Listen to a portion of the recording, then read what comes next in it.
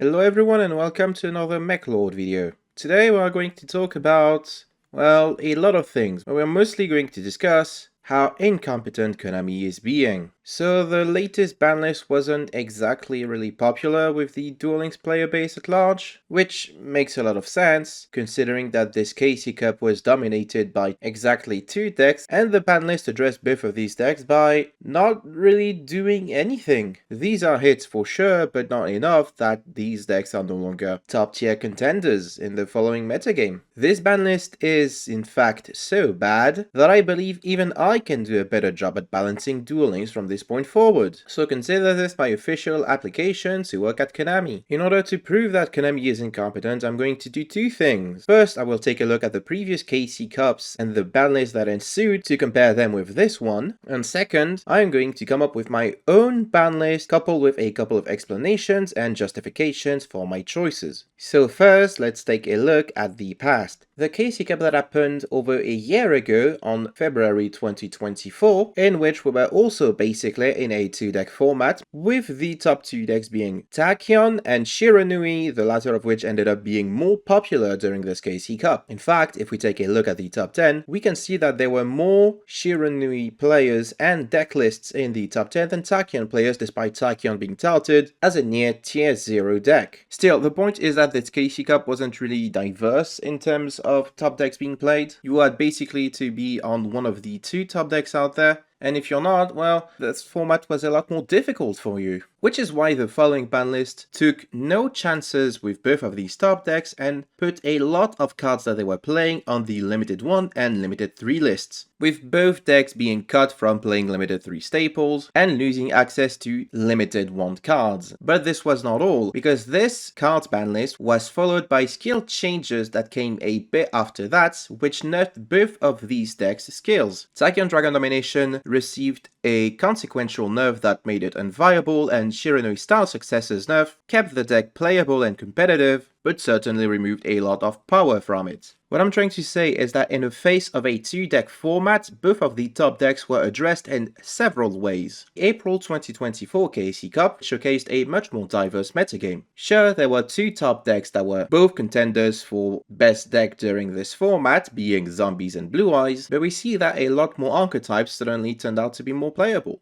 Tech Genus and Galaxy Photon, which received support recently, Sky Striker released around that time also, and this KC Cup's top 10 is also a reflection of a much more diverse metagame, with Blue Eyes taking the prime cut, but other decks still being represented. This was a much healthier metagame, and the following ban list reflected that also. In fact, if we take a look at all of the changes brought to this metagame after this KC Cup, we can see that there was no ban list, and there were very little skill changes. In fact, the only skill change worth mentioning is that the Shadow skill got buffed in order to improve its competitive viability. The following KC Cup that took place in September 2024 showcased a wide array of decks being played. We can see that Star Seraph, Sky Striker, and Lyrelust were basically toe-to-toe when it came to being the most represented deck in the top 100. Fleur is out there, but there's also Thunder Dragons, Ogdo Addicts, Infernoble Knights, and Necros being Fleur variants, so maybe they could be counted as Fleur being a dominant force in this metagame as well. And of course, even outside of those, we had Borolink and Shane and Shadol also fighting for the lion's share. This KCC's top 10 is by far the most diverse of the bunch, with no less than 7 archetypes being represented in total, which could also be reflective of a rather healthy format. The following ban list did address one of the top tier decks, directly being Star Seraph through both the limiting of Star Seraph Scepter and the nerf of the Baron's Battlemorph skill, and also addressed Revolution de Fleur lists by putting Puzzler Mino to 1, which was a card being used in those decks in order to facilitate Bish Belkin, and Beatrice, which was often used to slot Orcust engines into the deck. No other nerfs to the top tier contenders of this format would tend to indicate that this was, despite everything, a rather healthy format. The same cannot be said for the November 2024 KCC, where once again there is one deck dominating the metagame, 2 other decks representing another third of this metagame, and a bunch of weaker decks all fighting for representation. Still, there were a lot of decks being represented in this KC Cup, but if we take a look at the top 10, we can see that there's basically 4 decks that managed to make it, and Predaplant was by far the best deck of the format. What was Konami's answer to a rather unhealthy metagame that had a clear top tier contender? Well, there was a massive ban list that addressed all 3 top decks of Predaplant, Ghost Tricks, and Lyrilusks, and a scaled ban list that addressed Revolution Defiler very specifically in order to offer more counterplay. This was a massive ban list reflective of the changes that were needed to ensure an healthier format. So now if we're taking a look at this KCC and the decks that emerged victorious, we can clearly see that we're in a rather similar situation as the previous KCC or the February 2024 one, where there are basically 2 decks representing over 60% of the metagame, and a variety of other decks just fighting for scraps. Looking at the top 10 also paints a grim picture, considering 7 of the top 10 players were on Salamangreat. Just a little side note, this screenshot that I took is kind of outdated. There were 2 additional lists being uploaded to Duel Links meta after I started making this video, but considering that the 2 additional lists were exactly one Salamangreat and one hero list, I feel like this only reinforces my point about how not diverse and unhealthy this format actually is. Konami's response to this extremely centralizing metagame? Well, 3 cards were hit, and no scale changes affecting the top decks whatsoever. A lot of people already pointed out that these changes, while consequential, are not enough in fact to knock down these decks from a top tier status, and that more changes were needed in order to ensure a more diverse and healthy format. In short, these hits were clearly not enough, and Konami needed to do better to ensure a better format. But they didn't. So, what does this all tell us? This tells us that Konami should know what the signs of a healthy and diverse format are and how to balance said format accordingly. When the format is fine, not many changes, if any at all, are required. On the other hand, when the format is not okay, you need to address the top decks in a significant way. In fact, we've had unhealthy formats before which Konami was quick to address with both cards and scale nerfs. It is very important to note, the scales are really what push these decks to the top of the metagame. And last but not least, we're currently in a rather unhealthy format which Konami has failed to address appropriately. So instead, here's what I think Konami should have done in order to change the metagame in a significant way. First and foremost, there is the Rainbow Neos question. Rainbow Neos is a card that was played in pretty much every single hero deck, but also a couple of Predaplant ones. Because as it turns out, Predaplants can just search Neos Fusion with Predaplant Darlingtonia Cobra and have access to a field wipe on their own. Which begs the question, is Rainbow Neos being playable in Predaplants, a deck that's already rather problematic, another issue that needs to be addressed? And even more importantly, is Rainbow Neos a healthy card for the format as a whole? A lot of people have suggested that Rainbow Neos should be limited one in specific, but that's not a change that Konami is ever going to make because it would conflict with Super Polymerization being played in Hero, which is clearly not part of their fantasy of Hero having yet another skill that allows them to search Super Polymerization at the click of a button. Instead, I feel like it would make more sense to look not at Rainbow Neos but at the card that summons it, Neos Fusion. When we look at the Predaplant decks that used Neos Fusion, we can see that it was only played at 1 copy, which, like I said, is more than enough because the card is already searchable through Darlingtonia Cobra. We also see that Predaplant runs a couple of 3-ofs, including very specifically Predaplant Saraceniant, a rather powerful battle hand trap that the deck can also protect with Predaplant, ensuring that it takes care 2 monsters on the way out. If there was ever a hit to Predaplant, I feel like Saraceniant should be the card that probably deserves a spot on the limited 3 list, which leads me to believe that both of these cards have valid reasons to be moved to Limited 3. In my opinion, this change would do a good job at lowering the ceiling of 2 of the top decks at once while removing Limit 3 staples from both of these decks. Call me a pedant, but I don't really enjoy seeing Rainbow Neos being summoned in Predaplant, a deck that is already plenty powerful on its own. Some of you might react saying, but Mechlord, if you do that, we're also cutting Stratus and Liquid Soldier from the deck, which is what Konami did, and would render the deck completely unplayable, which should not be the goal of a ban list. But here's my counter-argument to that.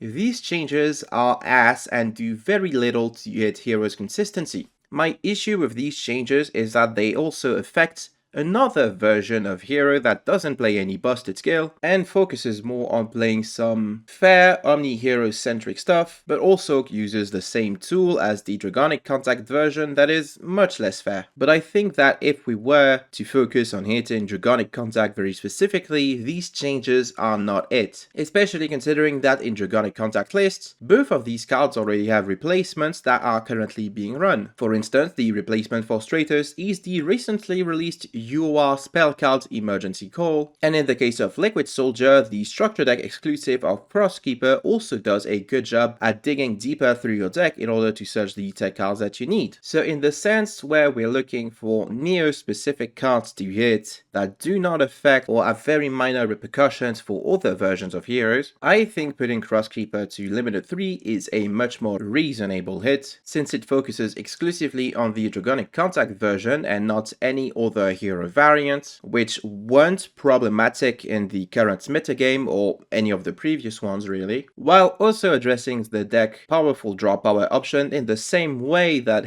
It to Liquid Soldier does. But enough about hero for now, let's talk about Salamangreat. Salamangreat received exactly one change. Salamangreat Foul being moved to limited 1 means that you're basically cutting it from your deck entirely, because otherwise it conflicts with Salamangreat Gazelle, which is by and large the better card to be running. And I'm not saying that this is a bad change, this is a rather good change actually. It forces Salamangreat player to play back row removal, but considering the sheer dominance of Salamangreat in this KC Cup, this clearly isn't enough to prevent the deck from dominating the following metagame. Let's play a game called How Popular is the Salamangreat card. I'm going to show you a couple of Salamangreat cards and we'll be looking together at how many copies of these cards were played in top 100 placing lists of this KC Cup. The first of which is Salamangreat Recurrence, one of the new spells that got recently released. It was played in all but one of the top 100 placing Salamangreat list of this KC Cup, with a couple of players even playing 2 Recurrence. For comparison's sake, Fury of Fire, another new Salamangreat support card, was only played in 16 Salamangreat deck lists. Salamangreat Circle, one of the Salamangreat cards that released with the initial wave of support all the way back in 2022, and which is limited 3 to this day, made it into every single Salamangreat deck list of this KC Cup,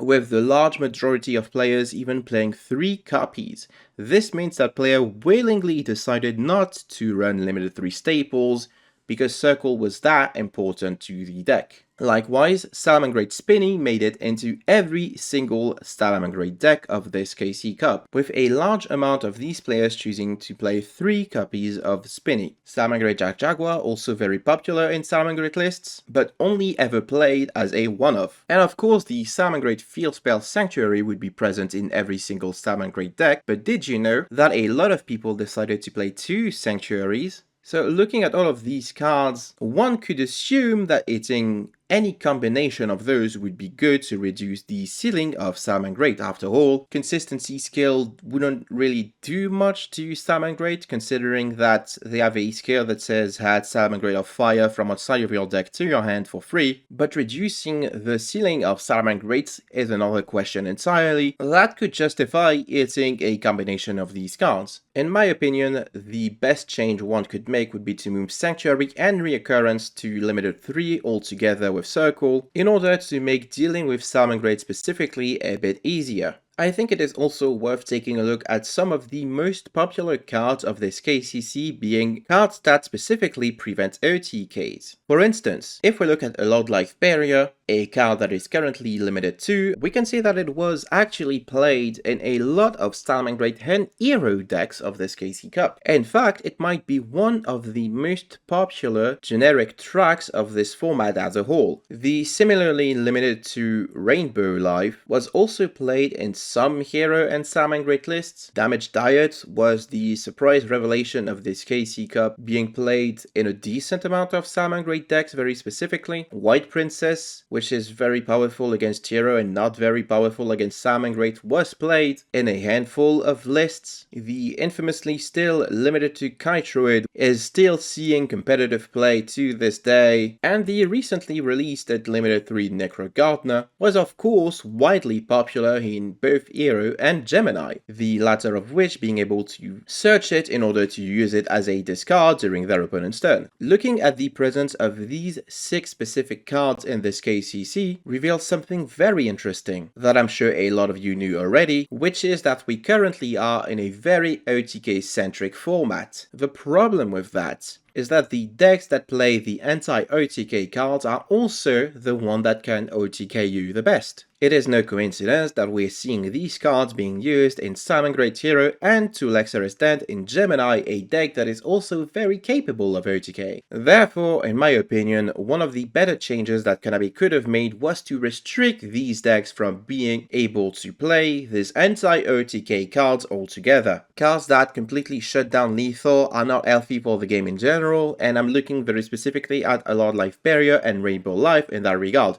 Technically, it is still possible to OTK through a Kite or a White Princess or a Damage Diet, but the same literally does not apply for a Lord Life Barrier and Rainbow Life. This being said, a better thing to do to prevent OTK-centric decks from dominating the metagame would be to address the consistency of these OTKs to begin with. I also want to take a look at other decks, starting with Predaplant, which was the dominating force of the previous KC Cup, and which I've already addressed in this video through a Limit 3 on Saracenians, one of the better Predaplant cards, and also another OTK stopper. I feel like people have grievances with one specific Predaplant card, being Drosophilium Hydra, a card which the deck can search and activate very easily thanks to their skill, turning it into a pseudo kaiju that your opponent literally cannot respond to. However, if we take a look at Hydra's popularity during this KC Cup, we can see that only 2 of the 8 Predaplant decks that made it to top 100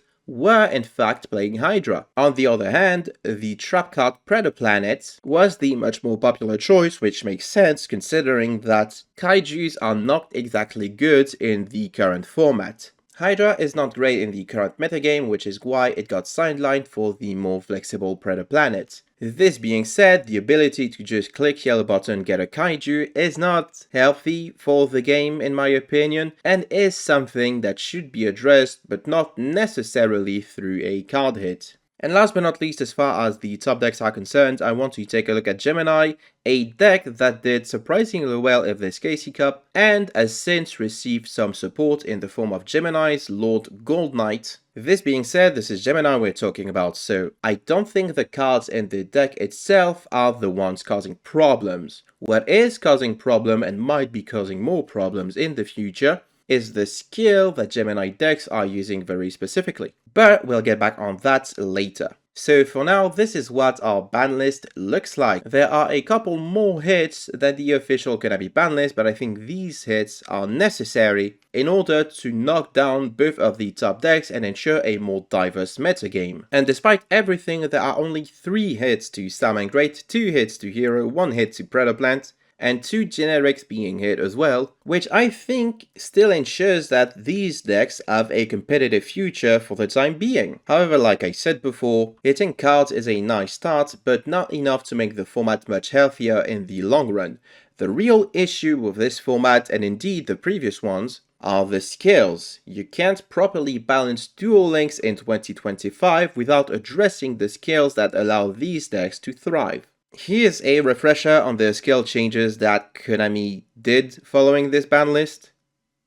And this page is left intentionally blank. There were no hits announced for Dragonic Contact, Soulburning Link, Starting Venom Invasion, or any other skill. Instead, here's what Konami should have done in my opinion. You have to take a look at some skills very specifically. Dragonic Contact, Soulburning Link, Starving Venom Invasion, and Phoenix Rising are all worthy of being taken a look at. Let's start with Dragonic Contact, the hero skill that allows you to, any amount of times per duel, discard a card in order to set a Harm Dragon monster or Neos to your field and then add a polymerization from outside your deck and also super polymerization. Here's my list of suggested changes for this skill. First and foremost, I want hero players to have to set polymerization and super polymerization to their field instead of them being added to your hand. This opens the way for more counterplay when it comes to super polymerization, very specifically a card that has very little counterplay, both in the TCG and in Duel Links, and also forces hero player to run polymerization, which I feel like it should be the norm for fusion decks to play the fusion spell. I would also like to put a limit on the amount of times each monster can be skill summoned, per the categories of Elemental Hero Neos, Ultimate Crystal Monster, and Wind Armed Dragon Monster treated as having been special summoned by the effect of an Armed Dragon Monster, which technically means that the skill can only be used thrice per duel, which is already pretty good. And last but not least, I also wanted to make it so hero players cannot normal or special monsters other than Neos, Jubel, Elemental Hero, and Neospatian monsters. There was a list in the top 100 of this KC Cup that ran 3 copies of Teva, a single tribute monster that says if this card is successfully tribute summoned, your opponent cannot conduct their next battle phase, which is a silly thing to allow a deck like Hero to have access to. And to my knowledge, some lists on ladder are also running Winged Dragon of Ra Sphere mode, which is also a card that they can pitch for the skill for some reason, and which probably does not belong in a hero list. Next, let's take a look at Soulburning Link. It is a skill that asks you to pitch a card from your hand to the graveyard in order to get a Salamangreat of Fire from outside of your deck, alongside a copy of Salamangreat Burning Shell also from outside of your deck, and puts a bunch of Salamangreat Link monsters to your extra deck. And also, if you're going second,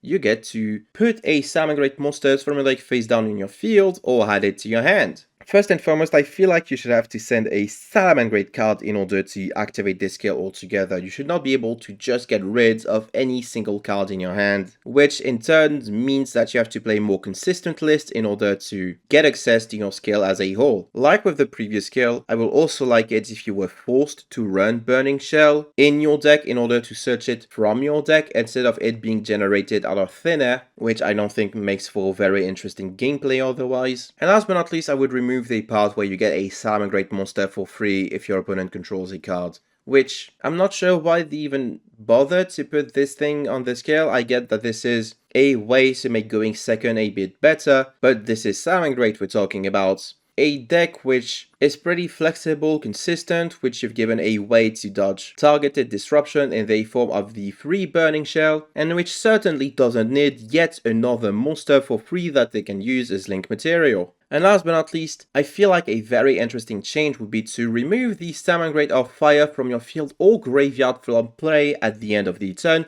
to make sure that you can reuse it unless you commit enough resources into recycling it through a Sunlight Wolf or the one copy of your currents that you choose to play. Salamangreat of Fire specifically locks you into fire types for the rest of the turn, so I feel like being able to use it every turn as long as you invest resources to recycle it is a decent enough balancing changes, while also removing the anti-OTK potential of this card, which can be banished from your graveyard in order to destroy a Salamangreat monster being attacked and blank a single attack this way. Next up is the most problematic skill of late 2024, Starving Venom Invasion. A skill that asks you to reveal 2 cards that are Predaplants, Polymerization, and or Fusion spell cards in order to add a poly from outside of your deck to your hand, and any product card from your deck or graveyard to your hand. And also has the additional effect that you get to place a Predaplant counter on any of your opponent's monster, so you can easily attribute it for Hydra. Predaplant is a deck that is able to generate a lot of advantage through the course of a duel, with many of its cards being tutors for other cards. So in my opinion, it would make sense to require you to shuffle 1 card back from your hand to your deck to activate either of these skill effects. In theory, I am not against a deck having a dedicated Kaiju button, but I feel like skills should have costs associated to them, and revealing cards from your hand that you still get to use isn't in fact a valid cost for a skill designed in 2024. Also, as with the previous changes, I would like it if Predaplant players actually had to add polymerization from inside of their deck instead of generating it from nowhere. It's not like Predaplants have a dedicated fusion spell that is currently available in Duel Links anyway, and a lot of the deck focuses on recycling or reusing the polymerization anyway. So forcing Predaplant players to run polymerization wouldn't be the end of the world for them, but it would be a a fair balancing act in my opinion. And last but not least, we have to talk about Phoenix Rising, the skill being used by the third most performing deck of this KC Cup. Phoenix Rising asks you to reveal a Gemini monster or Gemini Oblation in your hand, to send a Phoenix Gearblade from outside of your deck to the graveyard, and play a Gemini Oblation from your deck or hand face up on your field. And if you have played it from your hand, you also get to search for any Fire Warrior or Gemini monster. Additionally, if only your opponent controls a card, meaning that if you're going second, you get to add a double summon and a Gemini Spark from inside of your deck to your hand for free. Like I said before, I have some issues with skills having no costs whatsoever and only conditions that are very easy to meet. So I feel like the second effect that gives you 2 cards should at least take 1 away from your hand. You should have to shuffle a card from your hand back into your deck in order to get a free double summon and a free Gemini Spark before you then get to activate Gemini Oblation from your deck for also free, and potentially add yet another card from your deck to your hand. These skills and a couple of other skills in the game, I'm thinking very specifically of the Ghost Trick one, Attack and Dragon Domination before it's nerfed, the Agent skill and so on and so forth, show clear patterns of generating way too much advantage for too little to no costs. This isn't something that is new, like I've mentioned. We all remember Borrowed Link, just putting a Link 2 on the field for absolutely 3, or Sacred Beast Reckoning, putting a 4000 Beater on your field also for basically free. And all of these are, in my opinion, rather problematic. I feel like the game cannot progress in a healthy fashion if skills like these keep getting released and pushing the limit of what a skill can and should be able to do. The problem is that Konami designers have really worked themselves into an impasse designing skills like these. Skills now grant you insane consistency and generate cards from outside of your deck for basically free. So one can only ask, what is next? What will the skills of 2025 onwards and 2026 look like? If skills nowadays are already designed to give you perfect consistency and push the ceiling of what your deck can do, how more broken can skills really get before you either run out of possibilities for what skills can do, or people simply get fed up and quit Duel Links altogether? Because what's the point of playing a game where clicking a button is the only real interaction that you have? And how long will it take for Konami to realize that this skill design is not sustainable in the long run? And that will be the end of this video. Thank you all for watching. Sorry about the lack of jokes in this one, but this is a topic that I really wanted to talk about. If you enjoy this type of video, make sure to like, comment how you would have addressed the top decks of this KC format in the form of a ban list or skill changes, and subscribe so that you don't miss further videos. If you'd like to support me financially, please take a look at my Ko-fi in the video description. I would also like to thank my Ko-fi donators in the form of Dingust, Aldishboy Zero, Jimmy, Zinnia, Yannick, Seal, Mark Lu, Fortune 16, The Abyss Actor Guru, Orc Price, and Exorcist. Thank you all for your support. And that will be all. Apologies once again for my lack of consistent uploads in the recent weeks. I'm starting to get burnt out of Duel Links in general, and I'm not optimistic that things are going to change for the better in the following month. Thank you once again for watching, take care everyone, and I will see you all next time.